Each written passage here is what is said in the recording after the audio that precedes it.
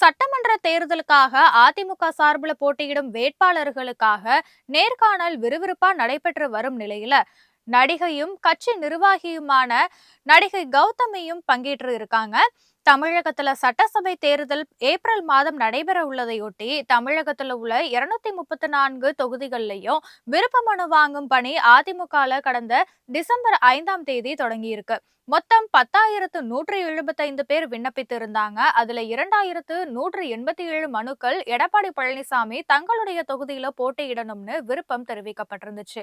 7,988 பேர் தங்கள் போட்டியிட விருப்ப மனு கொடுத்திருக்காங்க. இந்த நிலையில அதிமுக வேட்பாளர் நேர்காணல் விறுவிறுப்பா நடைபெற்று வருது. சென்னை ராயப்பேட்டையில உள்ள அதிமுக தலைமை அலுவலகத்துல கட்சியுடைய பொதுச் செயலாளர் எடப்பாடி பழனிசாமி தலைமையில நேர்காணல் நடைபெற்று வருது.